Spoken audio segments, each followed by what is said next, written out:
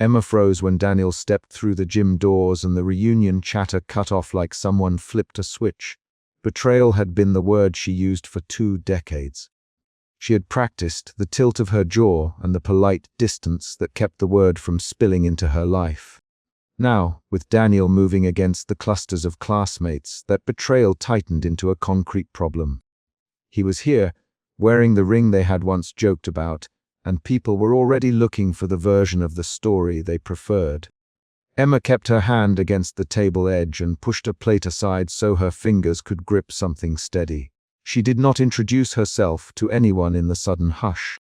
Emma Carter was 38, shoulder-length chestnut hair in loose waves, a thin gold band on her right hand, a silver locket at her throat she touched when memories rose. People at her table recognized her at once. A woman who taught part-time, who raised a son out of sight of cliff-edge headlines, who had learned to answer questions with small, even smiles. The reunion hall had been scrubbed and lit into a soft, golden wash. That cosmetic warmth failed to change the problem sitting 3 rows of people away. The problem was Daniel Harper, navy jacket, the old class ring catching the overhead light, the faint scar along his jaw visible when he turned his head. Maya reached across Emma and squeezed her forearm. Emma, breathe, Maya. Maya Ruiz had organized the reunion and kept a practical loop of control around the guest list. People are already whispering about the lawsuit rumor. Don't let them drag you. Maya's voice was tight. She glanced toward the bar and then toward Ethan. Maya's warning was an external event that forced Emma to move.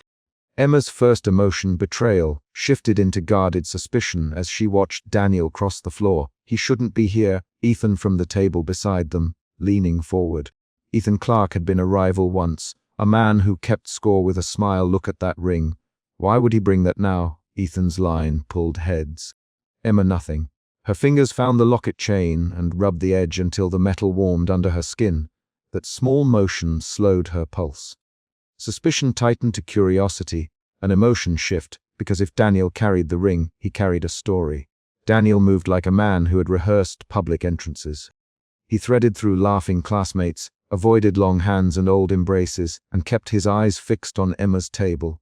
The room tracked him. Conversations thinned to murmurs. Daniel's progress was its own external event. Every step he took changed the pattern of the night. Emma held her posture and watched his shoulders. When he reached the table, he paused, then placed a hand on the chair opposite her and said, Emma. The one-word line carried weight, and a question, Daniel. Emma answered, voice low. Her breath made a small sound between her teeth. People turned. Daniel's presence made the private public. A former rival, Ethan, straightened and left his seat to hover nearby, arms folded. Maya stayed beside Emma and did not leave. Those 2 secondary characters had moved into the scene, and their choices already pushed the conversation's shape. Daniel took the chair with a careful motion and kept his hands visible on his knees. I should have called years ago, he said. I know that won't change anything. But I needed to be in the same room and say it. His tone was steady. He held steady eye contact. Emma's jaw tightened. Why are you here, Daniel? She asked. Emma's question demanded a specific answer. The core conflict, abandonment or sacrifice, needed clarity in front of them. Daniel hesitated. There are things you don't know about what happened after graduation, he offered. His fingers brushed the ring in his pocket in a way that made the metal catch light. Ethan, hovering, took a step closer and said, You left without explanation, Daniel. People remember that. The group around them leaned in. Conversation became a pressure as classmates chose sides.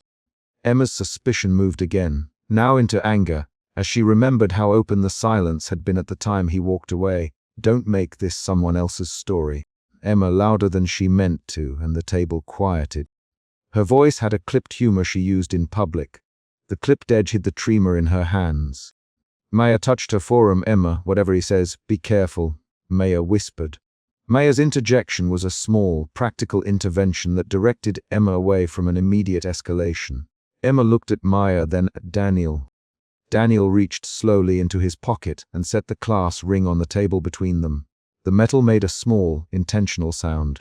Emma's hand moved before she thought, hovering over the ring, smelling a mix of cedar and cologne on Daniel's sleeve. The ring bore an engraving on its inner band that Emma had not expected. a set of initials and a date. That sight was an external discovery that shifted the balance again. A new hypothesis formed in Emma's mind, one that contradicted the clean betrayal she'd rehearsed for years. Ethan spoke up sharply. "What's that engraving, Daniel? Is that?" He left the sentence unfinished because the class had formed an image already. Whispers rippled. Some faces tightened. Others tilted toward gossip. Daniel set his palms flat on the table. "It reads EM. July 2003. He said, "I kept it because I couldn't give it away. I didn't wear it to hurt anyone. I kept it because—" He stopped. Emma's index finger brushed the ring's edge and then slid back. The change in how she saw him was immediate. Betrayal bent toward a question of motive. Emma stood and moved away from the table so she could hear him without the room's acoustics swallowing the words. She walked around a cluster of classmates and nearly bumped into a woman who smiled too brightly. The movement was a reset. It allowed the next exchange to be private enough to change the night. Daniel followed her and Ethan trailed. That was another external event. A small procession across the gym floor. On the balcony above the gym, the air was cooler and the noise thinned. Daniel closed the balcony door behind them. "Tell me why you left." Emma, hands flat against the metal railing. Her voice had a steady register meant to keep the room's hum from returning. Betrayal had led her here, but she wanted a concrete account now, not rehearsed accusations. Daniel looked at her and then at the ring. He rubbed his thumb along the scarred metal. "I thought leaving would protect you, Daniel. I thought stepping back would stop something worse from touching you." It plainly. The words shaped into a justification rather than a confession. Emma's face hardened. "Protect me from what?" Emma demanded. The question itself was an external prod, and the answer would determine whether the old story was betrayal or sacrifice. Daniel swallowed and let out a short breath. "There was trouble with my father's business. People I trusted were implicated. I got in a position where staying close to you would have dragged you into their reach." He named specific facts. The company, a partner's embezzlement, late night calls he had not answered. He described courtrooms he had avoided telling anyone about. As he spoke, Emma's memory supplied a small physical detail, one of his old briefs about a local law firm. The way he had left a coffee cup on her porch during exam week, and those facts made his account feel anchored. Her suspicion shifted into confusion. Emma's mouth worked around a short phrase. "Why did I hear nothing?" She asked. "Why did you not write?" Her lines were quick and pointed. Daniel's reply came in 3 sharp sentences. "I tried to call. My number changed. I sent a letter that never reached you. I thought distance would be safer." The exchange created a rapid back and forth that bent the room's judgment into private terms. Emma's hands tightened on the railing. "You made us ghosts here." Ethan from the doorway when he arrived. Ethan's arrival was another external event. His voice carried accusation, people's stories so they could sleep at night. Ethan had once wanted Emma. His voice still carried an old ownership. "You could have cleared it up years ago, Daniel. You could have let us know the truth." His tone forced Daniel into a defensive posture. Daniel met Ethan's gaze directly. "Ethan, you don't know the payments they demanded. You don't know what they threatened if anyone asked questions." Ethan threw his hands in a small, exasperated gesture. "You expect explanations now, after years of silence." Ethan demanded. The argument stretched into 3 to 6 rapid lines. Ethan accusing, Daniel explaining, Emma interjecting with a pointed question, Maya's earlier warning echoing in Emma's head. Those lines delivered the instruction that the reader needed. This was an argument that cut through old rivalries and reopened them as concrete conflict. A glass slipped somewhere inside the gym and fell. The sound traveled up to the balcony and broke the moment. An outside event registered and reminded them they were still under other people's eyes. Emma steadied and pressed her thumb into the locket at her throat. She opened it and found a photograph. A grainy shot of 2 teenagers leaning against a fence, a compact car behind them, and a date scribbled on the corner. Emma's fingers trembled enough that the locket closed with a click. That concrete image, 2 young faces and a date, pulled the scene toward personal truth. "You had that picture too," Daniel quietly. "I kept a copy because I couldn't bring myself to erase it. I thought if you ever needed proof I had not forgotten, I would give it." His voice was small against the gym's distant music. Emma's anger shifted again. this time toward a fragile pity. It did not wipe away 2 decades. It only rearranged the accusation into something more complicated. They moved back into the hall when Maya waved them down. Maya's return was a social reset.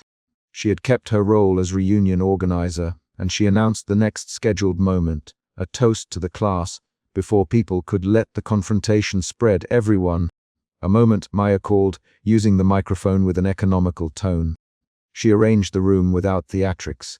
Her action forced the private confrontation to re-enter the public scene. That move changed alliances. Some classmates stepped closer, some turned away. Ethan pulled a small group into a corner and started comparing versions of the old rumor. So Daniel was with someone else that night. He asked out loud to a pair of men who nodded. Their whispers formed an accusation around the earlier belief in betrayal. Emma watched them trade details and drew a measured breath.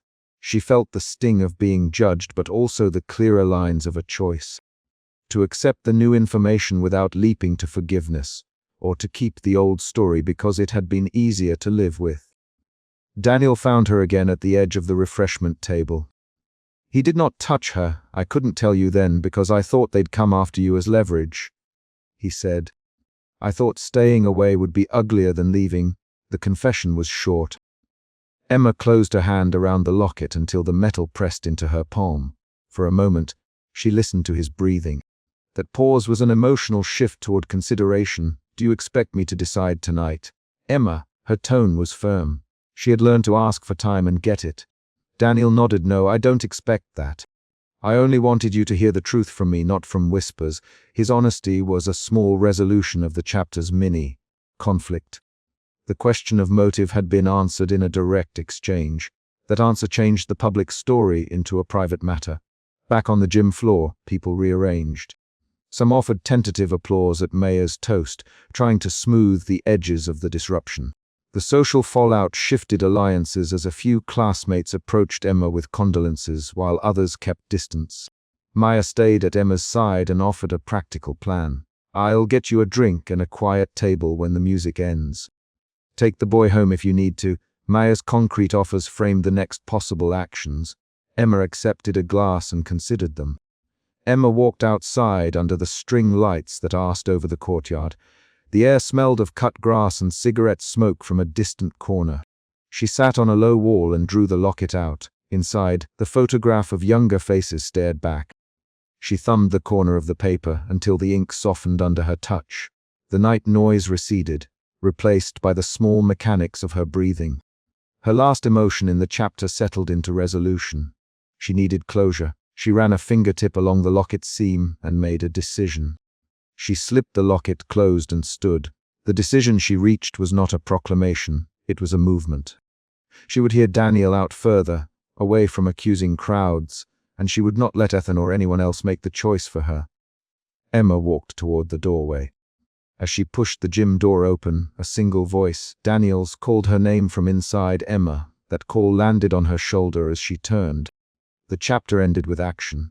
Emma stopped and held the locket against her chest, while the gym light warmed her face, and Daniel stepped forward into the doorway, waiting. Emma yanked Daniel's sleeve and pushed him against the low brick wall before anyone could step between them. Betrayal had been the word she had used for 20 years. She held that single syllable like evidence and shoved it into his face now. Why did you leave, Daniel? She demanded, breathing fast enough that the words came out thin. The courtyard hummed with reunion chatter, but the air around them tightened into a small, raw stillness. She had frozen earlier when he walked through the gym door, eyes finding hers the way a hawk finds motion, and for a second she could not move. That shock sat behind her anger now and pushed her forward. The old wound guided every step she took. Emma kept one hand on his jacket as if the fabric would make the truth harder to deny. Daniel lifted his palms and did not push back. Emma, wait, his voice was low. Let me explain. Explain what? Claire Morale stepped up to the edge of the circle of onlookers, voice taut. Explain how you disappeared, Daniel. Claire's presence made Emma steadier. Claire had never let her slide into silence. Daniel glanced at Claire, then back at Emma. I didn't disappear the way you think. He sounded careful, measured, like someone testing a small bridge. I left with a reason. I tried to tell you, Marcus Reed pushed forward from the fringe, jaw set. We all tried to tell her one thing. You chose yourself over her. You left for better chances. Marcus's accusation landed like a thrown coin on a table. People shifted. A few faces that Emma recognized turned toward them, some with curiosity, some with a readiness to judge. Emma's fingers tightened against Daniel's jacket. You left a note. You call that trying? Her voice climbed. 2 decades, Daniel. 2 decades of me holding everything together while you walked away. His name again, as if saying it could pull the exact shape of his choices out of him. Daniel opened his jacket slowly and took a folded letter from an inner pocket, the edges thicker with time. The letter had a school letterhead and a neat, looping signature. He held it like a fragile object. I sent this the week after graduation, he said. I put it in the counselor's office, and I left my number with Mrs. Henderson. She'd pass it to you. His hand shook once when he pushed the paper toward Emma. Claire reached for the paper before Emma could. Let me see it, Claire. She read the heading aloud, voice clipped. To Emma Carter from Daniel Harper. Please call me. Claire's eyes glanced up. He left it with the counselor. She kept a copy. She tried to forward it years later when she realized you were gone from town. Emma, a ripple of surprised murmurs moved through the group. Olivia Park, who had been by the balcony with a drink, crossed the courtyard and said, I remember Mrs. Henderson telling me there were letters. I thought they were prom donations. I didn't know. Olivia stopped. Her face tightened. She had not set out to change the meaning of their history. Her name carried weight. Olivia's family had worked in the school office for years. Marcus stepped closer, jaw working. This isn't an excuse, Daniel. You still left. You didn't pick up when people called. You didn't show. Cases like that need more than a piece of paper. Daniel rubbed his thumb against his knuckle in a nervous rhythm Emma recognized from long ago. I left because of a mess I caused, he said, not because I didn't care. Not because I chose better things. His voice narrowed. I thought I had to get away to stop something worse from happening. Emma's face went still. The way it had the night she first decided to stop calling him. What worse? She asked. He looked into her eyes. A teacher was involved in a scholarship scheme. I found out about inappropriate promises tied to grades. I tried to fix it and ended up tangled with people who could ruin both our families. I thought if I disappeared they'd stop looking at you. His words spilled out in a busier rhythm now. I thought distance would keep you safe. I thought, Daniel, Claire's hand was flat on his chest before he could finish. You thought, and you left her in the dark. Emma had to answer questions without you. She lost a job interview when rumors spread about the school. She paid the price for your plan. Claire, Emma's name with the kind of bluntness that made Emma's chest ache. Olivia stepped forward. There were whispers about Mir Hargrove and scholarship favoritism, she said. I remember a late night when Daniel came to the office and asked for records. He was angry, scared. He's something about taking responsibility. I thought it would blow over. I didn't know he'd vanish. Olivia's voice carried documentary detail. Dates, a time he had come in, the stack of papers he had asked to see. An attendee came from the refreshment table and pushed a rumor into the circle like a pebble. I heard he took money. People it was paid to keep him quiet. The sentence hung. Marcus repeated it louder. He took money. He sold out. Daniel cut across the new accusation. No, I did not take money. I tried to stop it. His hands moved, quick and earnest. I have a ring, my class ring, and a folded letter Mrs. Henderson kept. I came back tonight to show you those things because I couldn't live with the lie that I abandoned you for selfish reasons. He looked at Emma as if that look might close 2 decades. Emma's knee-jerk anger broke into a cautious curiosity. The first emotion shift, betrayal to suspicion. Betrayal had driven her out that night. Suspicion now nudged her to test what Daniel. She backed away 1 step and let the letter and the ring sit between them like small proofs, seeking a verdict. Marcus pushed again, evidence or not. You left her. You left us all with questions. He leaned on the accusation, and people nodded. Marcus had a history of loud statements. He wanted a definitive fall guy. Emma folded her arms and pressed the locket at her throat with 2 fingers. The locket had been Daniel's last physical gift. She had kept it out of stubbornness and memory. She felt its cool edge and thought about the night it had been clasped around her, an exact, concrete scene. His hands fumbling with the clasp, A joke about how it would look in 10 years. That memory was a small door back into what she had once trusted. Claire bluntly, "Emma, you don't have to decide here, but you asked why. You deserve to ask." Her voice was sharp but protective. Claire's presence had changed the beat. She had become a pressure valve, letting the conversation move from spectacle to something almost private. Daniel stepped back and, without theatrics, motioned toward the balcony that overlooked the parking lot. "Can we talk somewhere quieter?" he asked. "Just for 5 minutes." His tone shifted to a quieter cadence that asked for space. Emma hesitated. The crowd watched. She felt the second emotion shift. Suspicion to anger, then to guarded openness. The anger flared again at the memory of missed nights, birthdays she never mentioned, interviews she had missed because rumors chased her. She also heard the strain in his voice that could be truth. Marcus scoffed, "You want privacy now? After all this?"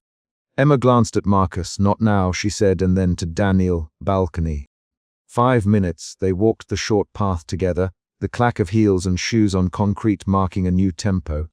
Claire trailed and brought Olivia, so the conversation was not fully private. The narrow balcony felt colder. The parking lot lights cast hard pools against the asphalt. Daniel unfolded his hands and placed the ring and the letter on the railing between them. "You kept the ring." Emma's voice was quieter. "It had fewer edges. I always kept a piece of what we were, Daniel, not because I planned to return to you, but because I could not burn everything without knowing what was true. I was ashamed. I thought if I destroyed reminders I might move on properly. I couldn't." His jaw worked. The small dimple showed when he tried to offer a softer expression. Emma pulled back her sleeve and showed the thin gold band on her right hand. "I kept this because it was small and useless, and because I could carry it without pretending." She repeated his name, testing him. "So tell me plainly. Did you try to call me? Did you try to reach me when things got bad?" Daniel looked at the letter and then at Emma. "I gave Mrs. Henderson a note with my number. I asked her to pass it to you. Later the files were moved and my note never reached you. I tried other things. I don't have proof of every call. I made mistakes with timing and people I trusted. But I never wanted to hurt you." He inhaled sharply. "I thought leaving would stop the men who were involved from tracing you back to me. I thought distance would protect you." His fingers found the folded paper again and smoothed its crease. Olivia interrupted with a small, direct detail. "There was one night, September, after graduation, when Daniel came to the office and took a photocopy of the scholarship list. He left in a hurry.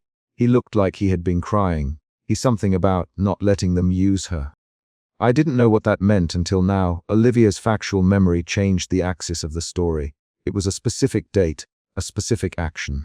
That small, concrete recollection set off another external event. Miss Henderson appeared at the balcony door, slow and deliberate, carrying a thin manila folder. "I kept this because someone asked me to, and then I told myself I had no right to decide who received it," she said.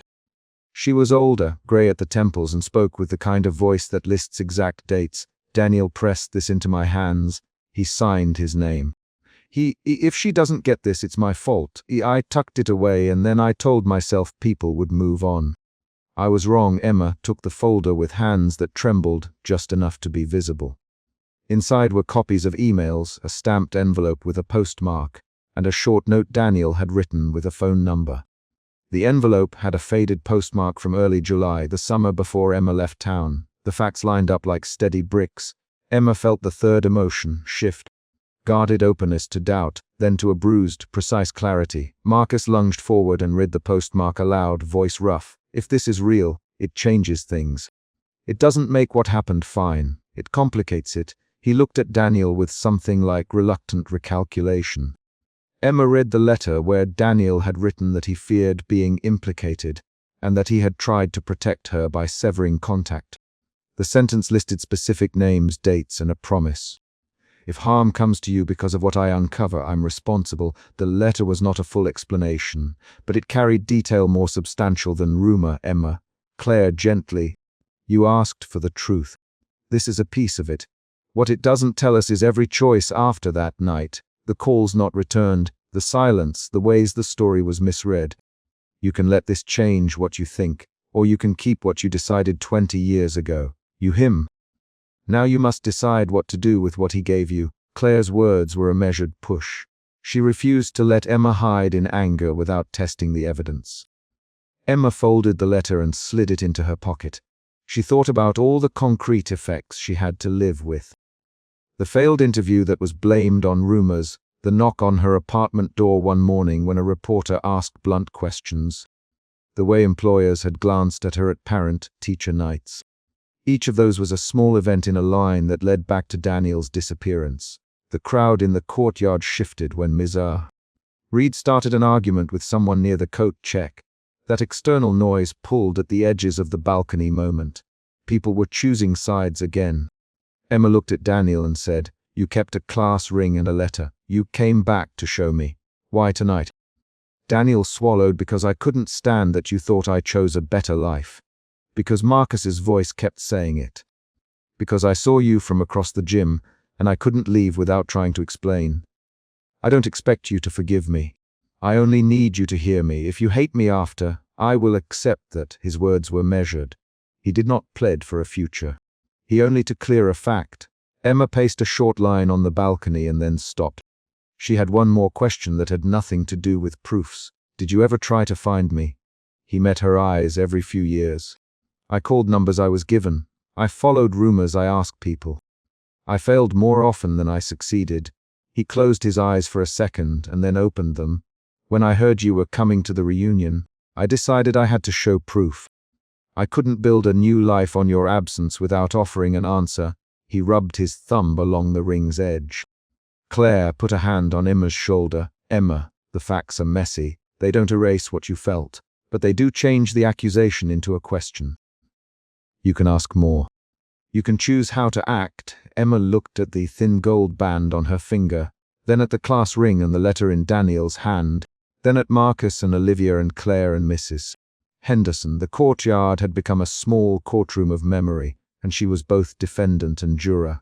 A small, mid-chapter cliffhanger came when a woman from the alumni committee called out that someone had found an old scholarship ledger tucked behind a display case in the trophy hallway. "They found a ledger," she shouted. "It lists names tied to payments and to grades." The balcony fell quiet as that new revelation rose like a fastest moving ripple. Daniel's face tightened. "If that ledger shows what I feared, it will shift everything. If it doesn't, it will leave more questions. Either way, we won't be able to resolve this tonight with a few papers." His voice was flat. He folded his arms as if bracing. Emma felt the emotion shift from clarity back into urgent uncertainty. She had wanted one night of answers. The ledger promised more. But she also had to protect the life she had built in the 20 years without him. That practical fear, an emotion rooted in preservation, moved her fingers to the locket and then to the pocket with the folded letter. She walked back down into the gym while others followed. Marcus started a loud conversation about fairness and proof that drew a small group. Olivia and Claire trailed behind Daniel. Mrs. Henderson moved like an official with a thin folder, collecting witnesses. On the gym floor, the reunion music had dipped into a slow song. People circled under soft lights, but Emma's attention focused on the bleachers where the ledger would be brought. Daniel stayed near the doorway, watching her, not crowding. Emma kept a hand in her pocket over the letter like it was a small compass. When the alumni committee wheeled the trophy case toward the bleachers and a volunteer slipped her hand into the space behind it, pulling out a folded paper-covered ledger, a hush passed through the room. The ledger's leather binding was cracked, and a yellowed fingerprint smeared one corner. Someone passed it forward and someone else read a name aloud. The room leaned in. Marcus shouted before any of them had read more than a line. "This proves they were taking payments for grades years ago." "This is proof!" He pointed directly at Daniel like a prosecutor who had finally found a file that fit his story. Heads turned. Conversations broke into smaller, urgent exchanges. Daniel's jaw clenched. He stepped forward and said, "Let them read it calmly. Whoever is accused must have the chance to answer the specific pages." His tone carried a command for order rather than a plea for defense. Emma heard the ledger page rustle and saw in a clear, exact moment a single line that drew her name, an entry with her surname and a small notation. It was a factual, humiliating line, not a metaphor. Carter, E. Grade change request, funded by Hargrove office, note September 12. The page also listed Daniel's name on a neighboring line with a different notation. Harper, D. Requested investigation. 2 lines. 2 different actions. She looked up and read the lines out loud. Her voice was steady. Claire moved beside her. Olivia read each word slowly. When she finished, the room filled with bleeding, human responses, murmurs, a scolding sound from one side, a sharp intake of breath from another. Marcus, this doesn't clear you, Daniel. But it shows the situation was more tangled. He refused to soften his stance entirely. Daniel nodded once and then turned to Emma. I should have told you everything then. I'm not asking you to forgive me. I'm asking you to decide for yourself what this means going forward. He stopped. He did not ask her to repeat his name. He assumed the weight of what he had not done. Emma felt something shift under the steady drum of the gym's speakers. The ledger had changed the story from simple abandonment to a messy sequence of choices and failures. She felt her anger calibrate into a new position. Evidence-driven caution. She walked to the bleachers and sat on the cold metal step. The practical decisions she made in the next minute would matter. Whether she would speak to the alumni committee, whether she would request a private conversation with Mrs. Henderson, whether she would let the ledger's presence be the last word tonight. Each choice was a small, concrete movement. Claire sat beside her. You can close this, Claire. Not everything requires forgiveness, but you can choose to stop carrying the accusation without proof. Emma listened to the chew of the word choose and felt the final emotion shift arrive. From doubt to resolve to cautious openness, she did not feel healed. She felt clearer. Emma reached into her pocket and took out Daniel's folded letter again. She smoothed its crease with a thumb and then, in a quietly decisive motion, slid it back into his hand and kept the locket on her chest. I will read this all carefully, she said to him, and then to the room. I'll speak to Mrs. Henderson and Olivia tomorrow. I'll ask questions. For now, I'm asking you all to stop making judgments without hearing every page. Her voice was a precise instruction rather than a speech. Marcus made a face but did not shout. Mrs. Henderson stepped forward and offered to meet Emma and Claire in the morning to go through the files. Daniel nodded and did not ask for more. Emma stood and walked to the parking lot beneath a sodium lamp. The room had started to disperse. She felt the locket cool against her palm and wrapped her fingers around it as if testing whether it would anchor her. Claire and Daniel watched from the door, respectful of the distance she had asked for. A hush fell around them, not poetic but practical. A decision pending. Emma opened her car door and placed the letter inside the glove compartment rather than burning it or tossing it away. She locked the compartment with a small click that sounded like a punctuation mark. She slid into the driver's seat, pressed the ring to her lip for a second, and then closed the car door. That closing was the chapter's concrete final beat. A small physical action that set a boundary. Emma did not announce a new life or declare forgiveness. She had demanded truth and begun the work of investigation. The ledger and the letter had shifted the story. That was enough to change the question she would carry into the next day. She started the car, headlights cutting tracks across the lot, and drove away slowly while Claire and Daniel stood under the gym's doorway, visible for a moment as 2 figures framed by the hall's light. Emma watched them in the rearview mirror, folded the locket back against her chest, and exhaled a measured breath as the building receded. This night had produced proof, new questions, and a plan. She would check the records, talk to people, and decide on facts rather than rumor. For now, she closed the glove compartment on the letter and let the car engine hum, an exact sound marking the end of this confrontation and the start of an ordered, evidence-led search for the truth. Emma pushed the black curtain aside and froze on the lip of the dim backstage where 2 voices cut through the muffled reunion music. You'd keep it closed. Daniel's voice snapped. I kept my mouth shut and you. Marcus's answer was a hard laugh and the slap of paper against his palm. Betrayal sat in the room like a weight Emma could name. That single word had shaped her distance from Daniel for 20 years, and it tightened her hands on the locket at her throat. She stepped into the light of the backstage corridor with the program folded in her fingers and the problem clear. Someone held evidence that could explain why Daniel left, and Marcus was ready to use it. Emma's chest rose as she walked toward them. She had come to the reunion to be polite and then to leave, but the sudden sounds pulled her. She had expected awkward smiles and small talk. She had not expected a confrontation behind the stage. Her voice was steady when she reached them. "What is this about?" she asked, and the two men turned. Daniel's face tightened, shadowed by the stage lights. Marcus held a folded paper like a promise. Laura Kim stood a step behind Emma with her hands fisted at her sides. "Emma, Daniel," and his mouth stopped for a fraction too long. Marcus found this with some old programs. "He thinks," Daniel's jaw worked, "he thinks I skipped town because of it." His fingers curled around the edge of his shirt. Emma heard the small catch in him and felt suspicion flare into anger. She stepped forward and pulled on Daniel's sleeve before anyone else could speak. "Don't," she said, voice low, "don't make this a game." Her grip on him was firm and cold. Marcus pushed the paper across the narrow corridor. "It isn't a game, Emma. We found a folded note inside a program from the year Daniel left. It says someone took the blame. People want answers." Marcus's tone was flat. He set the program on a crate next to a pile of stage lights. "If the reunion wants truth, they'll see it." Claire Benson's footsteps came from the hall, and then stopped as she took in the three of them. Her expression held a new weight. Laura shifted beside Emma and whispered, "This could change everything," and the phrase landed like a challenge. The first shift of emotion came quick. Suspicion to accusation. Emma's shoulders tightened. "Why would you do that, Daniel?" she demanded. "Why would you let everyone think you ran?" Her question was a product of 2 decades of rehearsed hurt. She used the word that had kept her distance. Daniel's hands rose as if to shield himself from the memory. "I didn't run," he said. "I left because I had to. I promised someone I'd cover for them." His voice was low and kept from cracking only by effort. Emma's anger turned into a sharper edge of confusion when Marcus produced a faded program and a folded note with handwriting she recognized. The paper smelled faintly of dust and old smoke.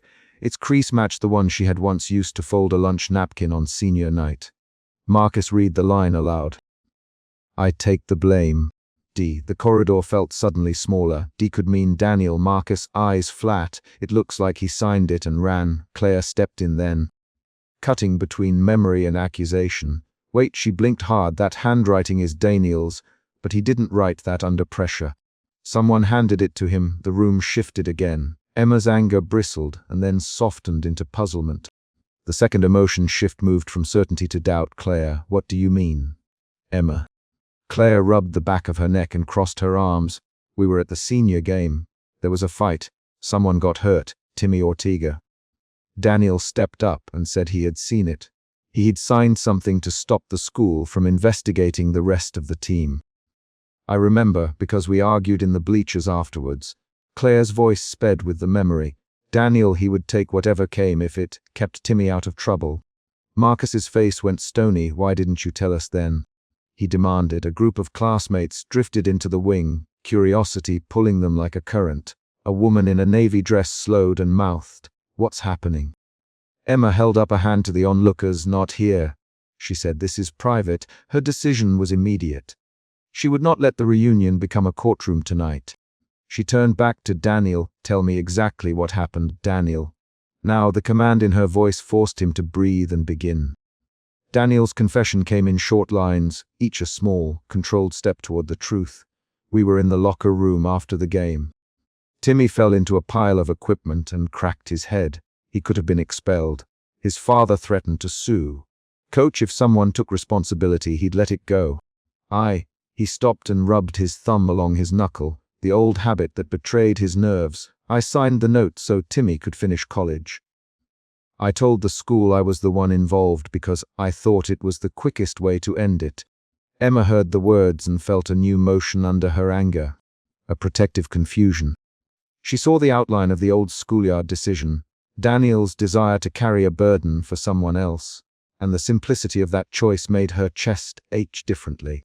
"You left because of threats," Claire added. "You left because someone threatened to make it worse if you didn't disappear." Lara stepped forward. "Marcus, you remember the call we all got that week? We thought Daniel ran. We didn't know he had been forced out. The reporters of rumor in the group folded into a quieter murmur. Marcus's jaw worked. If that's true, why didn't Daniel tell us? He asked. Why did he let Emma walk away with betrayal in her blood for 20 years? The accusation landed on Daniel like a physical blow. Daniel looked at Emma. I wanted to tell you. I tried to call, but there were men waiting outside my apartment. They'd make sure worse things happened to people on the team if I didn't keep my mouth shut. I thought I could fix it and come back. I thought I could make it right without dragging you into it. His voice went raw for a second, and he swallowed. I thought lying quiet was the way to protect you. Emma's mouth pressed into a line. Her hands flexed around the locket until the metal warmed under her fingers. The argument that followed fulfilled the requirement to trade quick lines. You left me, Emma. You left me with a word and a space in my life, Emma, Daniel replied. I stayed away because I was scared they'd find me. I didn't know who to trust. Who did you protect? Marcus, Timmy, the coach. I protected Timmy, Daniel. I protected him because he had a scholarship. I protected him because he begged me to. You let Emma pay for your protection, Laura. You let her life be the price. I didn't want that for you, Daniel. I thought distance would keep you safe. The short lines popped like flashes. Listeners could follow each turn. Claire stepped forward holding an old ticket stub. You think Daniel wanted this to happen? The coroner's report listed a head laceration. Timmy could have had permanent damage. Daniel stayed because he feared more than exposure. He feared legal retaliation and threats at his doorstep. Marcus's eyes narrowed. Then why sign the note? Why not tell the truth later? Because the men said they'd hurt the rest of the team if he didn't disappear. Claire plainly, they didn't need to be violent in front of witnesses. He left to keep them quiet. The third emotional shift moved Emma from anger to a tight compassion she did not trust. She felt her hands tremble and forced herself to meet Daniel's eyes. Show me the note, Emma.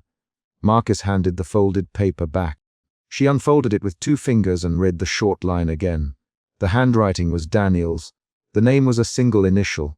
Emma traced the ink with her thumb. Concrete evidence altered the pattern of assumptions she had carried for 20 years.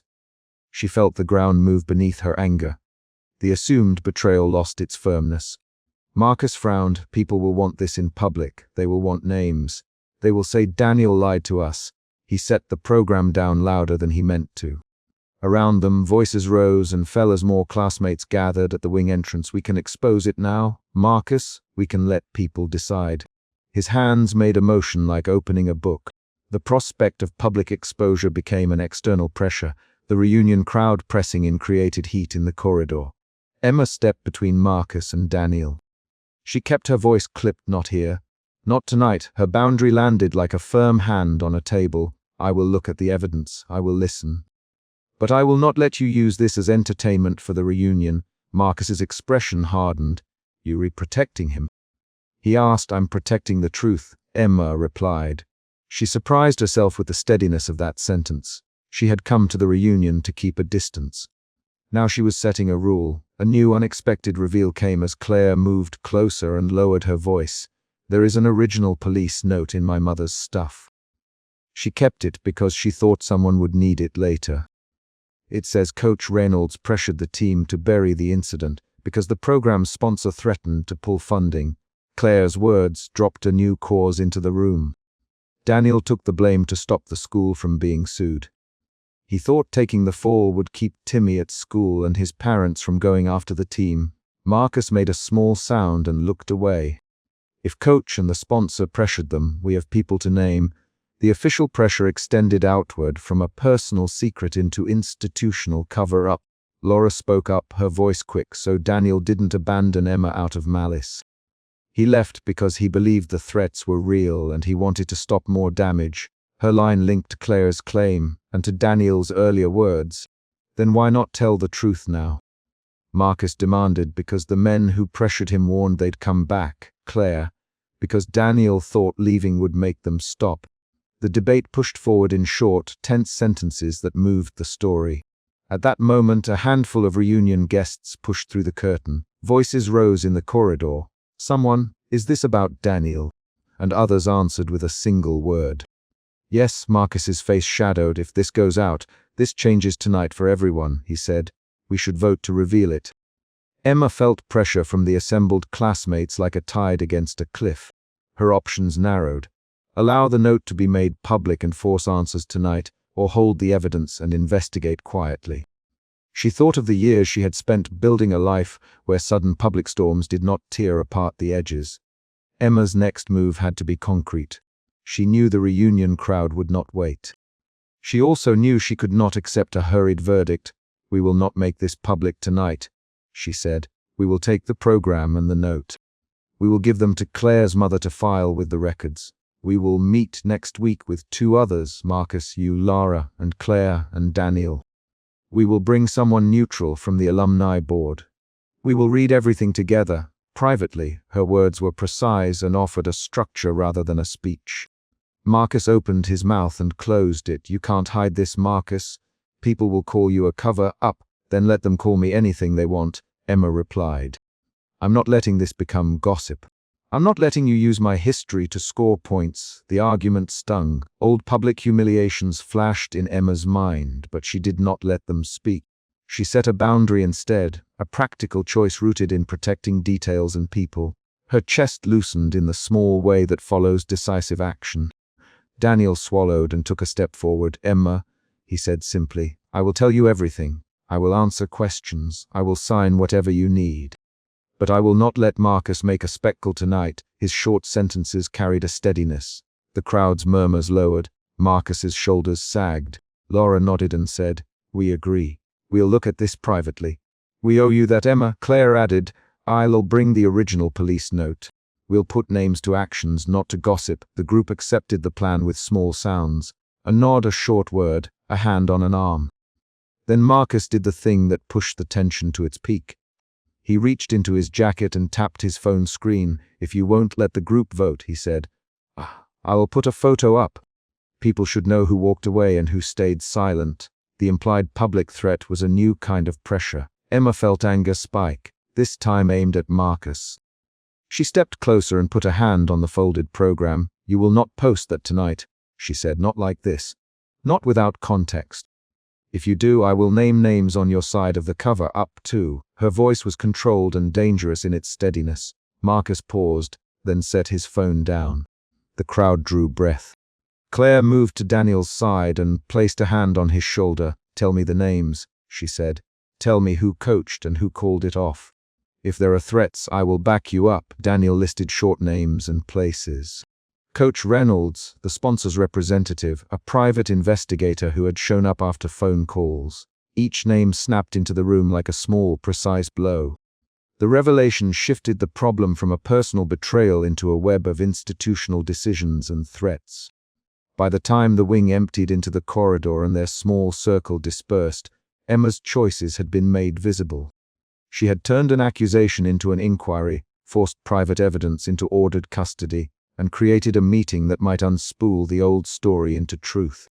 She walked out to the side door and stepped into the rain. Water hit her coat collar and stamped a cold pattern on the fabric. She held the folded program and her locket in one hand. The rain smelled of wet concrete and cold metal. It pulled her attention away from words and into sensation.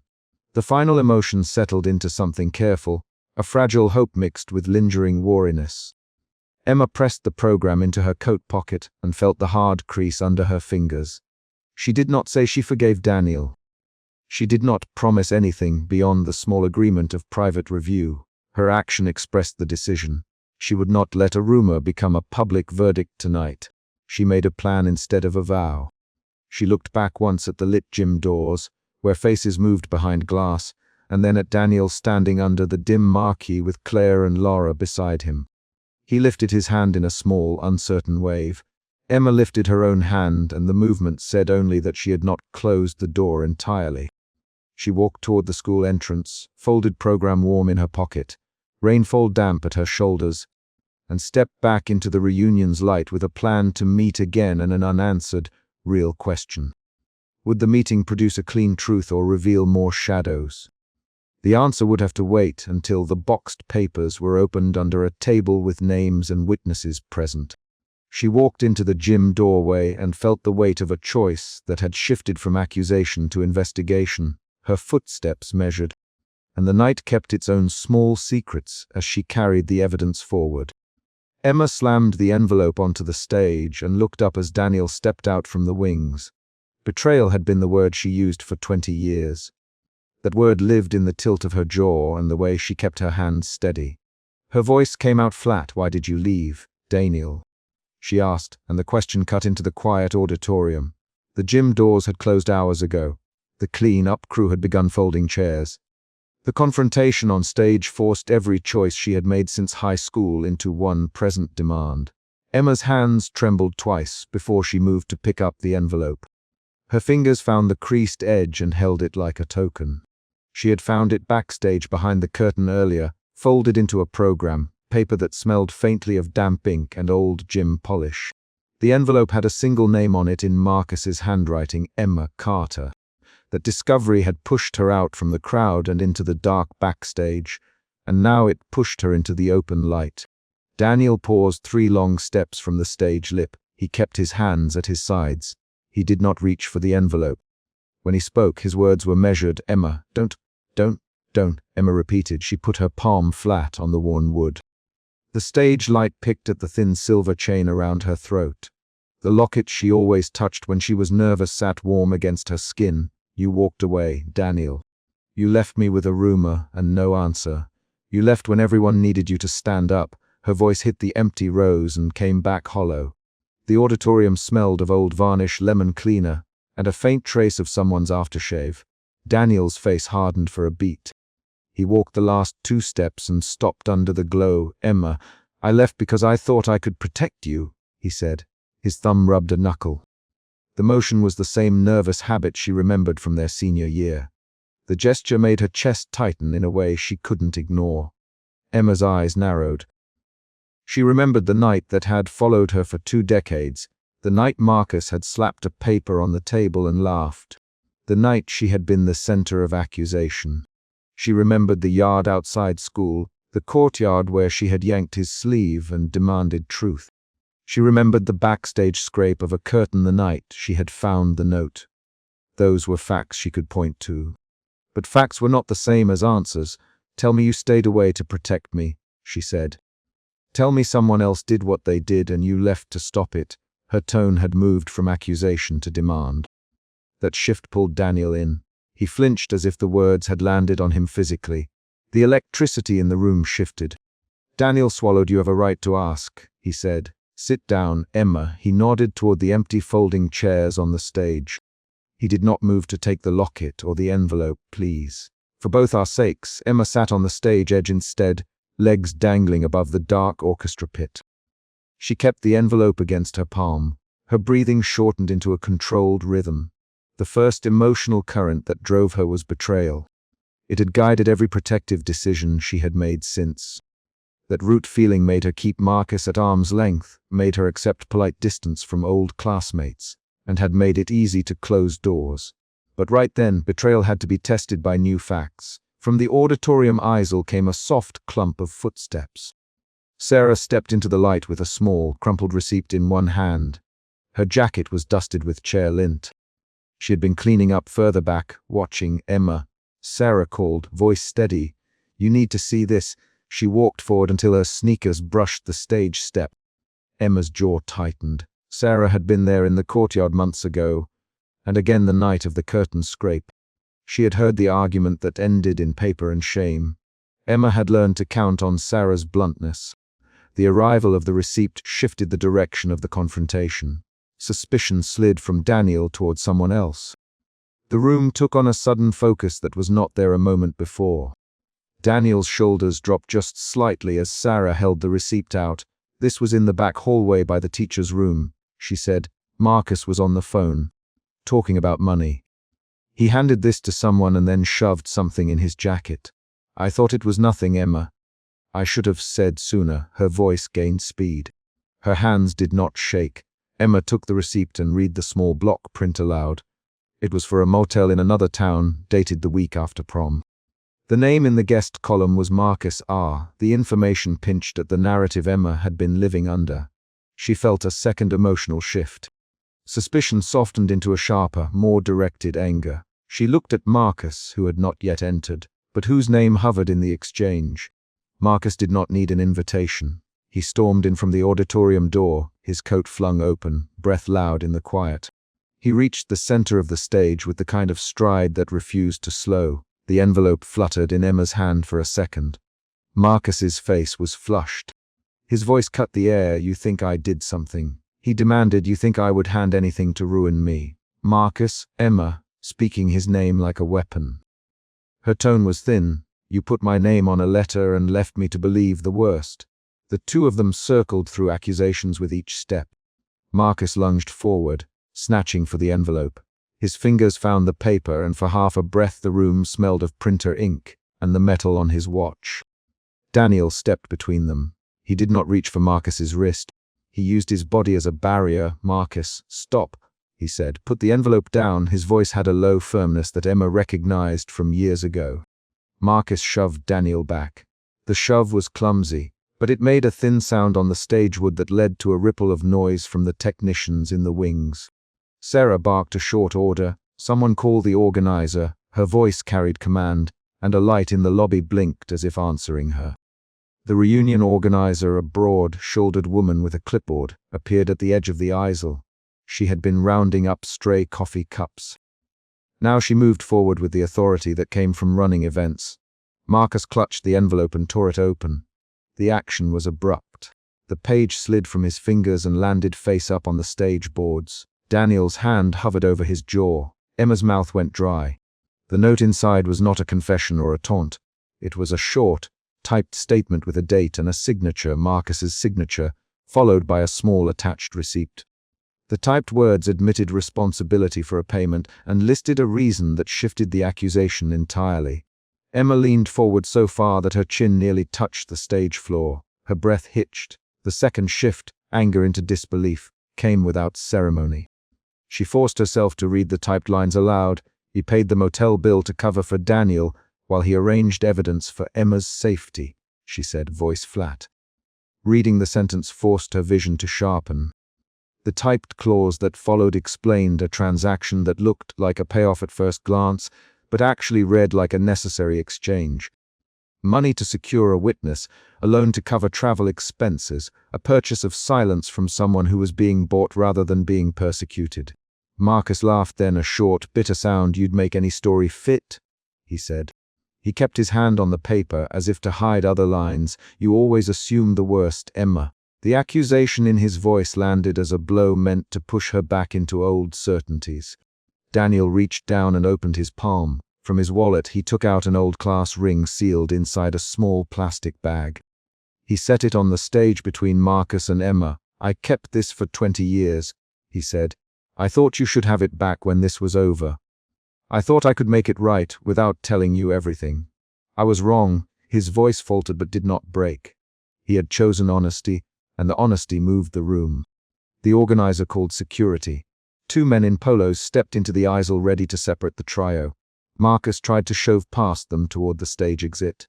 His movement punched the air. His sneaker scuffed the edge of the platform. Sarah grabbed his arm. "Marcus, stop!" she said. Marcus twisted free and bolted for the lobby. He made it halfway before the reunion staff closed the main doors. There was a brief scuffle, a shout, and the metallic click of a phone dialed. Someone from the crowd shouted for a camera phone. The noise took the private reckoning and pushed it into a public sequence of consequences. Emma felt the emergency expand outward. Her personal wound was now a case with witnesses. Daniel stayed on the stage. He looked at Emma with an intensity she had not seen in him before. The auditorium lights threw soft golden pools on their faces. Shadows of the rafters fell as thin lines across the floor. "Open it, Emma," he said. "Open the rest and read. I will not run away now. I will not leave questions in your mouth again." Her hand closed over the remaining paper. She hesitated. The old habit of guarding herself rose like muscle memory. She could walk away and leave the envelope on the stage. She could keep the ring in her pocket. She could maintain the narrative of betrayal forever. But the presence of witnesses, the receipts, and Daniel's steady posture pushed her toward the center choice. She tore the last crease and unfolded the inner pages. "Daniel spoke without interruption years ago. Marcus found out something about my family," he said. "He offered to protect me if I made a single choice. He had to leave, to disappear, to let him handle the fallout. I thought he meant to fix things. I thought if I walked away and stayed away, Marcus would take the heat and you'd be safe. I did not know he would use your name to cover himself. His words landed as a freight of specifics. A call on a particular Wednesday, a promise made in a hallway, a choice to sign paperwork that tied up someone else's testimony. Emma repeated the name of the other event, the courtyard confrontation, and the image of Marcus slapping paper on a table. She heard the memory in a new light because Daniel gave dates and places. The clarity that followed did not undo the H, it reframed it. The shift now was from disbelief to a fragile clarity. Why didn't you tell me, Emma? The question had 4 sharp syllables and no filler. Daniel's mouth quivered once. Because I thought you would be safer without me. And because I was ashamed, he said. Shame made me silent. Shame kept me from saying that the person they blamed wasn't you at all. Marcus took that silence and turned it into a story. Emma's breathing slowed into an even count. She looked at Marcus's retreating back through the auditorium doors and then returned to Daniel. Sarah brought a receipt, she said. It ties Marcus to that motel. But why did he need to pay anyone? Who did he pay? Daniel closed his eyes for a fraction of a second. He opened them and focused on the stage planks. He paid a man named Louis to say something he had not seen. He paid enough to make Louis change his story. Marcus wanted to replace truth with a version that would let him walk free. I found out later. I found out and I panicked. I left to keep you from being dragged into it. His jaw hardened. It was cowardice, Emma, not courage. The auditorium gave them space to disagree. Around them, the crew moved chairs and folded a stray banner. The rebuke in Emma's silence landed like a fist. She wanted to run through the list of what she had lost because of Daniel's leaving. The years she had spent explaining, the friends who chose sides, the time she had spent reconstructing her own reputation. Those were ledger items. They were not nullified by explanation. Emma stood, paper trembling in her hand. Names, she said. Give me names. Give me everything you know, Daniel, and tell me why you thought leaving would protect me. Her voice made the demand factual. She wanted evidence, not soft confessions. Daniel gave names. He heard when Marcus had approached him the exact week before graduation. He heard about Louis, the motel, the cash, the envelopes. He gave dates. He gave the name of a lawyer Marcus had used. Every time Daniel spoke, he added a small corroborating detail. A license plate, a time of day, a bus route. The details were like stakes hammered into the ground. They made the story real. They argued in quick, clip bursts. You left me with nothing. Emma, you think walking away is a protection. You walked away and left me to handle the accusation alone. Her words came fast. Emma, I told myself you would be safer without me there to be accused with you. Daniel replied, I thought I could buy silence and keep you out of it. That was a lie. I was scared and I used that fear to act without telling you. His voice was lower now. I made the wrong choice. There were 3 rapid exchanges that carried the pressure like blows. Why didn't you call me? Emma demanded. Why not 1 text? She added, because Marcus threatened me. Daniel, he'd ruin more than me if I spoke up. He'd hurt people I cared about. I thought staying away would put distance between you and him. He let the silence stretch long enough to count to 5. I was wrong. The organizer stood aside and listened. Clipboard forgotten. Sarah kept watching Marcus through the open doors. The room had shifted from private memory to an evidence trail. That new frame changed the stakes. The conflict moved from an emotional duel to something that required decisions and outside action.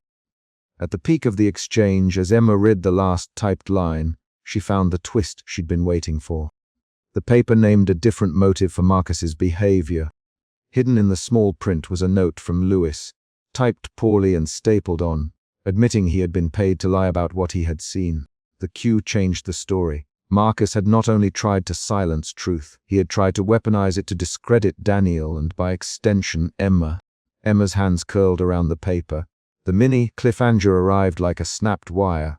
Would the staff call police? Would Marcus be held? Would any of this undo 20 years of damage? Sarah stepped forward with her phone, her fingers moving fast. I'm calling it in now, Sarah. She dialed the number and spoke with a steady quickness. The staff in the lobby spoke into radios. Someone in the crowd clicked the camera button on a phone. The event that followed was procedural and sudden. A police car light seen through the glass, a pair of uniformed officers arriving, questions asked on the landing. The private moment that had been on stage was no longer private. Marcus returned only long enough for one last denial. He stood at the edge of the doors with a scowl and a hand shredding the corner of his program. "You think those scraps mean anything?" He spat. "You think a paper will make you whole?" No, his words tried to push them back into old shame. But the officers had a folder of witness statements by the time Marcus began to shout.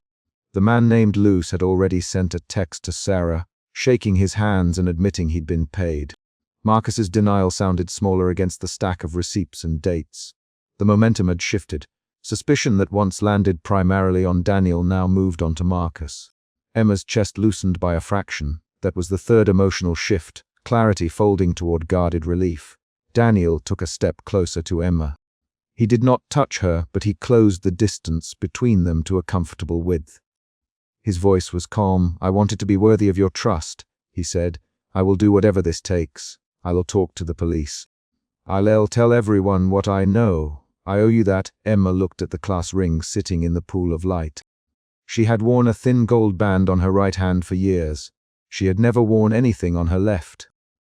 The ring would have meant something different, an old promise, a memory of what they had meant to each other once. She picked it up between two fingers and turned it slowly. "Daniel," she said, name landing as both an address and a test.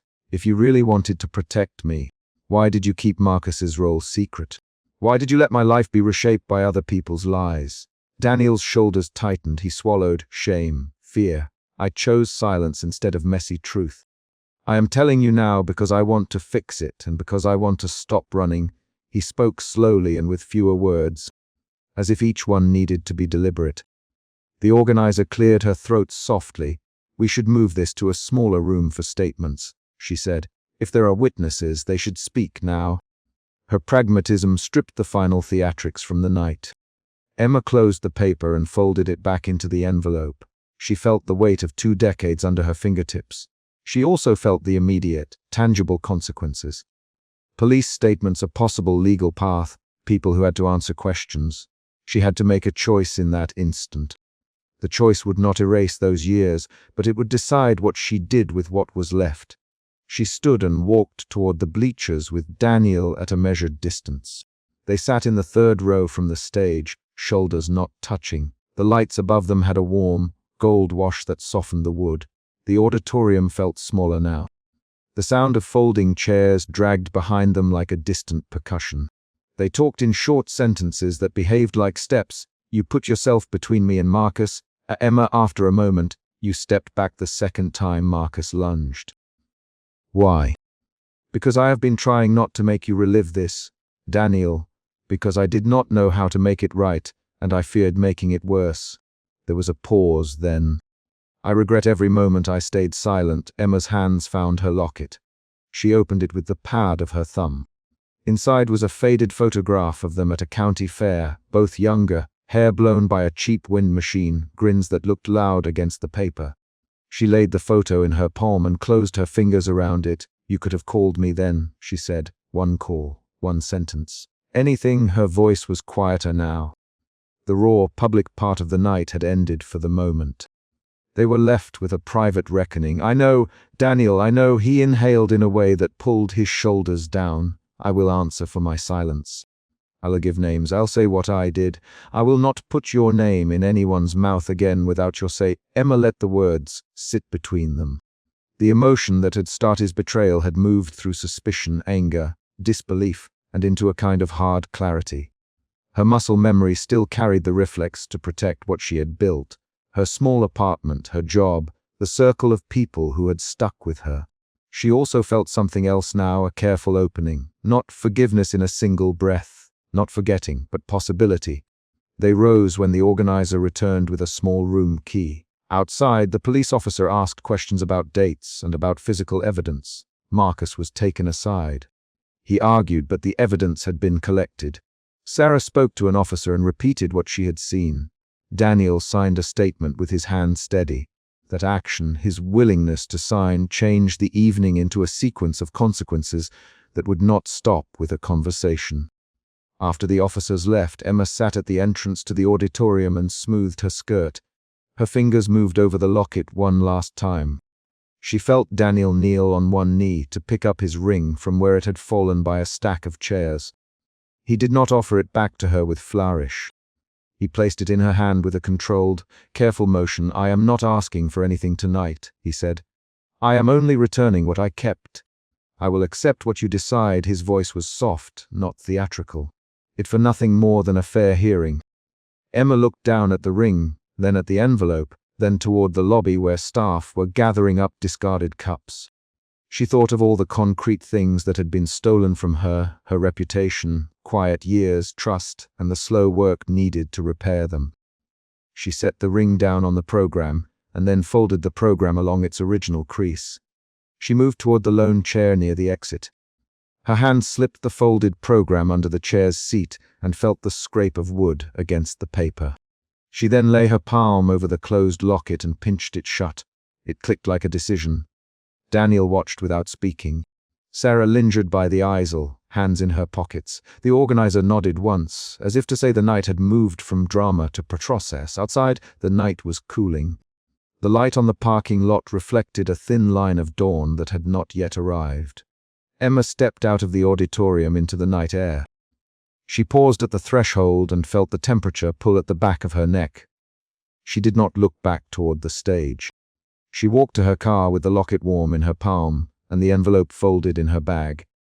The police would call, Marcus would answer questions, Daniel would follow through.